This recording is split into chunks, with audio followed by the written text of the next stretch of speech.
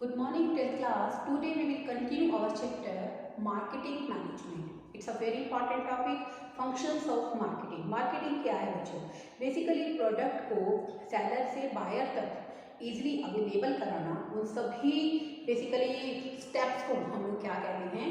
Marketing.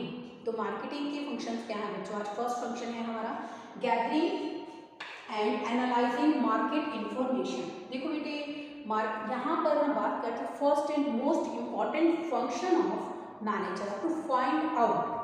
क्या find out करना है? गैदरिंग करनी है सारी तरह की इंफॉर्मेशन की, ठीक है ना.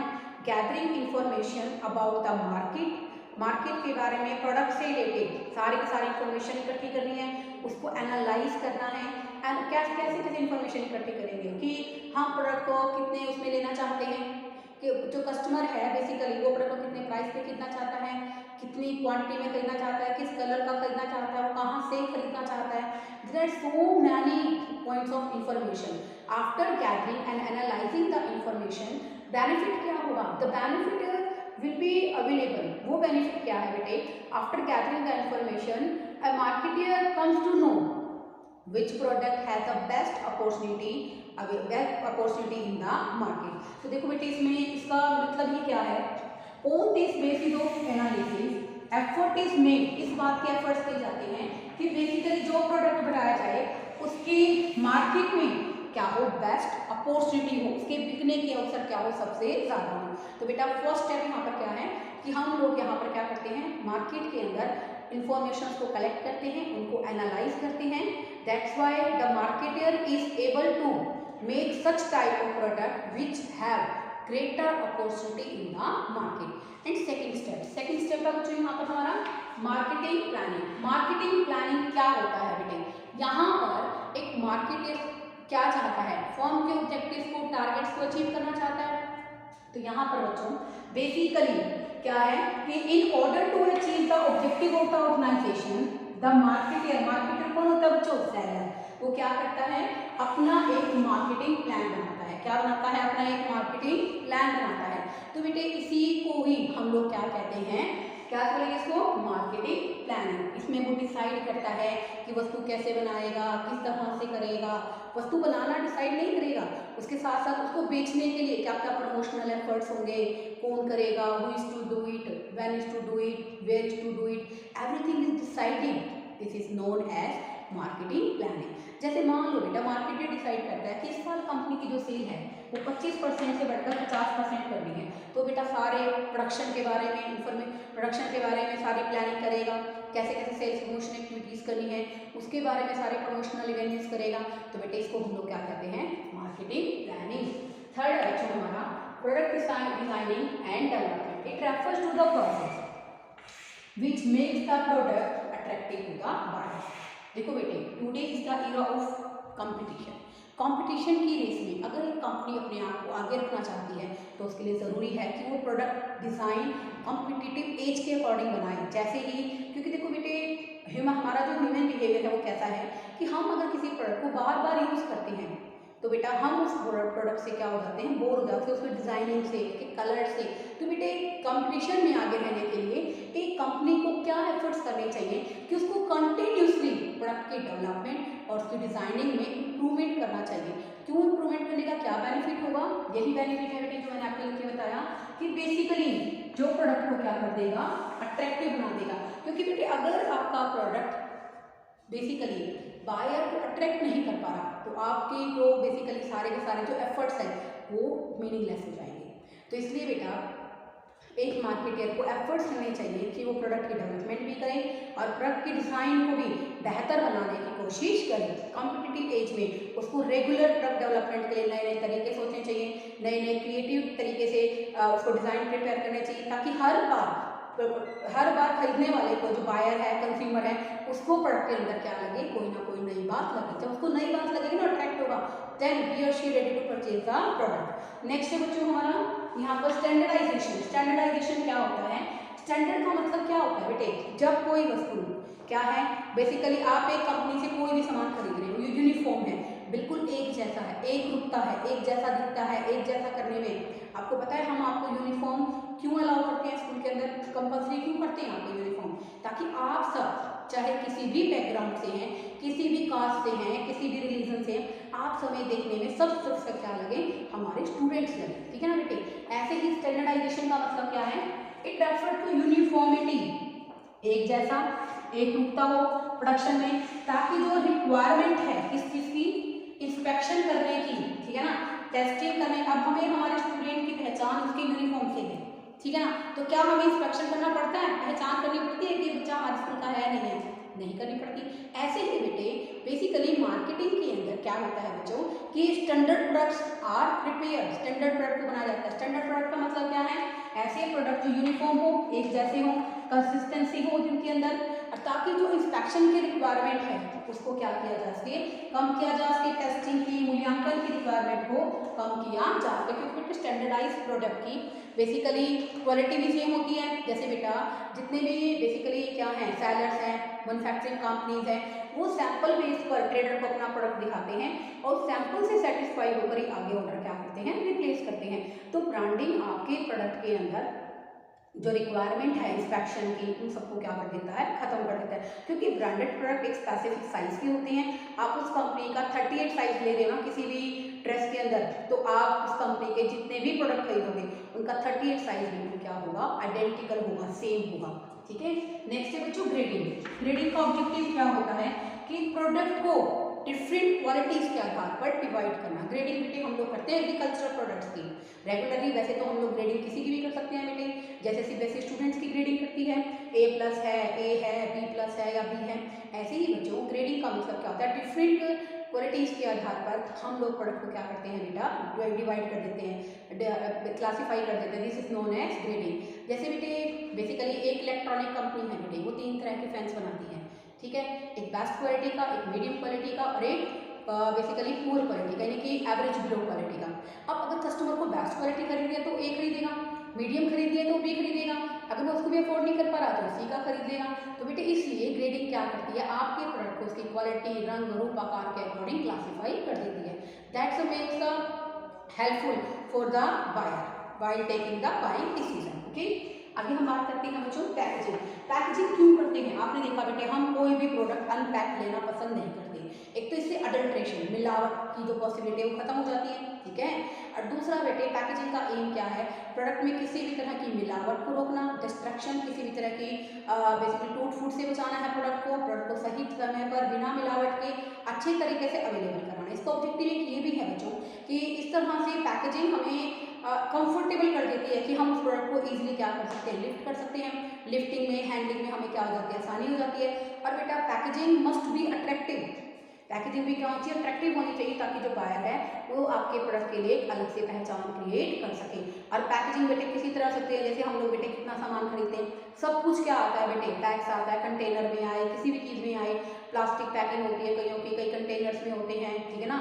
और ऐसे ही बेटे कई जो प्रोडक्ट होते हैं वो क्या होते हैं, पॉलीथीन पैक्ड होते हैं। तो बेटे हम लोग हर एक चीज़ को पैक लेना चाहते हैं, क्योंकि उससे अडल्ट्रेशन की जो प्रॉब्लम है वो क्या हो जाती है, सॉल्व हो जाती है। अब हम बात करते हैं लेबलिंग। लेबलिंग क्या है बच्चों, लेबलिंग आप सबने देखा होगा, the slip which is around the product. आप कोई भी प्रोडक्ट खरीदते हैं बेटे, उसके अराउंड एक स्लिप लगी होती है, this is known as label. तो processing of preparing a label, label को प्रिपेयर करने की जो प्रोसेसिंग उसको हम कहते हैं बच्चों लेबलिंग। तो देखो बेटा लेबल पे क्या लिखा होता है, जैसे आपने मेडिसिन खरीदी बेटे, कैसे उसको यूज़ करना है, कितनी साल के बच्चों के लिए, कितनी उम्र तक के लोगों के लिए सुटेबल है, कैसे उस दवाई को आपको प्रिपेयर करना है, कैसे उसको रखना है, उसका बैच नंबर क्या है, उसका प्राइस क्या है, उसकी डेट ऑफ मैन्युफैक्चरिंग क्या है, डेट ऑफ एक्सपायरी क्या है, सब चीज़ें बेटे विच गिव अ लेबल क्या है, which provide us detailed and necessary information while using the product is known as label.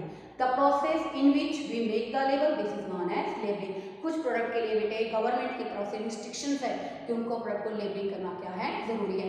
Drugs है बेटे, जैसे हमारी दवाइयाँ हैं, जैसे बेसिकली जो कुछ गुड्स हैं जो सोशली हार्मफुल हैं, ठीक है ना, इंजीरियस टू हेल्थ है, such like injurious to health कौन सी गुड्स हैं बच्चों, सिगरेट, विस्की, ये सब क्या इंजीरियस टू हेल्थ है। तो बेटे यहाँ पर गवर्नमेंट लेबलिंग कराता है और वहाँ पर आपको ये भी देना होता है कि वो चीज़ें क्या हैं, बेसिकली स्वास्थ्य के लिए हानिकारक है। ठीक है बच्चों, लास्ट पॉइंट है बच्चों हमारा ब्रांडिंग, ब्रांडिंग क्या होता है बेटे? Every producer want to create a distinct identity of his product, ठीक है ना। बेसिकली हर एक प्रोड्यूसर क्या चाहता है कि उसका प्रोडक्ट दूसरे से क्या हो, काफी अलग हो। अगर उसका प्रोडक्ट दूसरे से अलग होगा बेटे तभी तो उसकी एक अलग पहचान बनेगी। तो बेटा बेसिकली ब्रांडिंग का मतलब यहाँ पर क्या है, एक अलग से नाम, ब्रांड नेम भी हो सकता है, ब्रांड एक सिंबल भी हो सकता है। ओके, जैसे हम लोग बात करते हैं कि ब्रांड जो है बेसिकली हम लोग देते हैं किसी भी चीज़ के लिए बोलते हैं हम लोग ब्रांडेड गुड्स, ठीक है ना।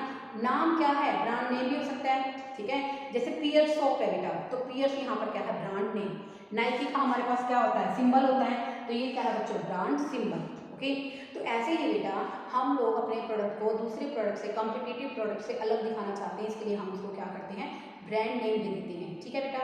The process in which brand name is prepared this is known as branding. Branding आपके प्रोडक्ट को अलग से पहचान देता है। ब्रांडिंग कहीं ना कहीं आपकी एक अलग से पहचान के साथ साथ सेल्स प्रमोशन में भी क्या करता है, आपकी हेल्प करता है। ब्रांडिंग इजी होना चाहिए, प्रोनाउंसिएबल में कंफर्टेबल होना चाहिए, इजी याद रखने वाला होना चाहिए, ठीक है। और अगर बेटे हम किसी ब्रांड को, ये लाइन थोड़ा सा ध्यान से देखिए, अगर एक ब्रांड को हम लोग रजिस्टर्ड करवा देते हैं किसके अकॉर्डिंग, ट्रेडमार्क एक्ट 1999 के अकॉर्डिंग, तो बेटा वो हमारा बेसिकली ट्रेडमार्क एक्ट के अकॉर्डिंग करा दिया, तो वो ब्रांड मार्क हमारा क्या बन जाता है बच्चों, ट्रेडमार्क। और एक बार अगर वो ट्रेडमार्क बन गया ना बेटे, ठीक है ना, ट्रेडमार्क एक्ट 1990 के अकॉर्डिंग अगर आपने किसी ब्रांड नेम को रजिस्टर्ड करा दिया है तो वो क्या बन जाएगा हमारे लिए, ट्रेडमार्क। तो बेटा अगर वो ट्रेडमार्क बन जाएगा तो दूसरा कोई भी कॉम्पिटिटिव फर्म आपके इस ब्रांड मार्क का यूज नहीं कर सकती। आगे करेंगे बेटे हम इसी वीडियो के अंदर। स्टूडेंट अब हम करेंगे 7 point customer support services. Customer support services क्या होती हैं, it refers to group of services which aims at providing maximum satisfaction to the consumer। देखो बेटे कस्टमर सपोर्ट सर्विसेज का मतलब क्या होता है, जो कस्टमर की सहायता करे। ऐसी तरह की हमारी मार्केटिंग का मेन फंक्शन क्या है कि कस्टमर को हर तरह से सेटिस्फाई करना है। तो इसके अंदर बेटे जो सेलर है ग्रुप ऑफ सर्विसेज प्रोवाइड करता है कस्टमर को ताकि उसको मैक्सिमम सेटिस्फेक्शन मिल सके। जैसे आफ्टर सेल सर्विस हो गया बच्चों, ठीक है ना, टेक्निकल प्रोडक्ट के बारे में जानकारी हो गया देना, क्रेडिट फैसिलिटी हो गया बेटे, ठीक है। और इसमें अंदर बेटे एक पॉइंट और लिख सकते हो, maintenance services. These are the group of services which provides by the marketer to provide maximum satisfaction to the consumer. This is known as customer support services। अगर आप अच्छी कस्टमर सपोर्ट सर्विस प्रोवाइड करोगे basically आपका जो product है उसकी marketing opportunities क्या हो जाएंगी, इंक्रीज हो जाएंगी। Because we know that customer is the king of market. अगर आप उसका ध्यान रखोगे, उसको सेटिस्फाई करोगे तो बेटा कभी भी वो दूसरी कंपनी का प्रोडक्ट नहीं खरीदेगा। नेक्स्ट है बच्चों हमारा pricing of the product. It's a very important decision while setting the while deciding the pricing of product many factors affect the price decision such as first factor क्या है बेटे, cost, कि हमारे इस प्रोडक्ट को बनाने में कॉस्ट कितनी आई है, रेट ऑफ प्रॉफिट कितना रख रहे हैं हम लोग, प्राइस ऑफ कॉम्पिटिटिव फर्म क्या है, गवर्नमेंट की पॉलिसीज क्या है। There are so many factors which affect the pricing decision. बेटे कहीं ना कहीं वो हमारे प्राइसिंग डिसीजन को क्या करते हैं, अफेक्ट करते हैं। तो नो डाउट बेटे यहाँ पर अगर हम बात करते हैं कि basically pricing of the product is very much important decision in a functions of marketing. while deciding the price we have to consider all the points की कॉस्ट कितनी है, रेट ऑफ प्रॉफिट कितना है, कॉम्पिटिटिव फर्म के prices कितने हैं, government की policy क्या है। और प्राइस इस तरह से डिसाइड करना चाहिए कि वो कस्टमर को कॉस्ट बेनिफिट एनालिसिस में हेल्प करे, उसको प्रोडक्ट की कॉस्ट यानी कि जितनी उसको सेटिस्फेक्शन मिल रही है उससे महंगा नहीं लगना चाहिए, ठीक है ना। अगर उसको प्रोडक्ट कॉस्टली लगेगा तो आपका प्रोडक्ट नहीं खरीद पाएगा। इसलिए प्राइस डिसाइड करते हुए बहुत सारी बातों को ध्यान में रखकर एक ऐसा प्राइस डिसाइड करना चाहिए जो कस्टमर को सही लगे और कंपनी एक एडुकेट प्रॉफिट कमा सके। नेक्स्ट है बच्चों हमारा प्रमोशन। प्रमोशन क्या होता है, the efforts which create opportunity for the sale of product. वो सब एक्टिविटीज बेटा जो हमारी बेसिकली प्रोडक्ट की सेल में हेल्प करती है वो सारी क्या है बच्चों, sales promotion activity. There are 4 types of sales promotion activities. First है बच्चों advertising, personal selling, sales promotion and publicity. तो देखो बेटे एडवर्टाइजिंग यहाँ पर क्या है, एडवर्टाइजिंग क्या है, मास मीडिया कम्युनिकेशन है। एक पॉइंट ऑफ टाइम पर बेटा हम सबको एडवर्टाइजमेंट के थ्रू प्रोडक्ट के बारे में पूरी जानकारी मिल जाती है। This is known as advertising. एक मैन्युफैक्चरर क्या कर सकता है, एडवर्टाइजिंग एजेंसी से कनेक्ट करके अपने आप को, अपने प्रोडक्ट को एडवर्टाइज करा सकता है, उसके बारे में पूरी नॉलेज प्रोवाइड कर सकता है। ओके, तो ये भी क्या रहता है, सेल्स प्रमोशन एक्टिविटीज है। पर्सनल सेलिंग क्या है बच्चों, डोर टू डोर सेलिंग है, प्रोडक्ट आपके घर आकर एजेंट सेल्स पर्सनल आपको प्रोवाइड करा रहा है, ठीक है। तो बेटा ये भी क्या है, सेल्स प्रमोशन एक्टिविटीज है। सेल्स प्रमोशन एक्टिविटीज क्या होती है, जो स्पेसिफिक फंक्शन पे होती है, जैसे पीछे बेटा दिवाली गई है तो बहुत सारी ऐसी कंपनीज होती हैं जो अपनी सेल्स को प्रमोट करने के लिए दिवाली पर डिफरेंट टाइप की सेल्स प्रमोशनल एक्टिविटीज़ को प्रमोट करती हैं, जैसे डिस्काउंट दे दिया, by one get one free हो गया, प्रोडक्ट कॉम्बिनेशन होगा। इन सभी एक्टिविटीज़ का मोटिव सिर्फ एक है, कंपनी की सेल को बढ़ाना। लास्ट वन है बच्चों पब्लिसिटी। पब्लिसिटी एक नॉन पेड प्रेजेंटेशन है, नॉन पेड तरीका है अपने आप को पॉपुलर बनाने का। अब देखो बेटे, बेसिकली कई बार क्या होता है, आप कोई प्रोडक्ट यूज़ करते हो, आपको प्रोडक्ट बहुत अच्छा लगता है, आप दूसरे लोगों को भी बताते हो कि आप एक कंपनी का प्रोडक्ट यूज़ कीजिए, बहुत बढ़िया है, इसके रिजल्ट्स काफ़ी अच्छे हैं। तो जिन लोगों को उस प्रोडक्ट की रिक्वायरमेंट होगी and they will try the product. तो यहाँ पर बेटे मैन्युफैक्चरर ने कोई एक्सपेंस नहीं किया है, इसलिए पब्लिसिटी क्या है, एक non paid presentation of a product है। जैसे मान लो बेटा कोई बेसिकली मैगजीन एडिटर है, वो खुद अपना वो आपका कोई प्रोडक्ट यूज़ कर रहा है, उसको प्रोडक्ट बहुत बेटर लग रहा है, वो उसको एडवर्टाइज कर देता है बेसिकली अपने मैगजीन के अंदर, मैगजीन के कवर पेज पे या फ्रंट के अंदर प्रोडक्ट के बारे में अच्छी अच्छी बातें लिख देता है। तो बेटे ये क्या है, पब्लिसिटी। ओके, नेक्स्ट है बच्चों हमारा फिजिकल डिस्ट्रीब्यूशन।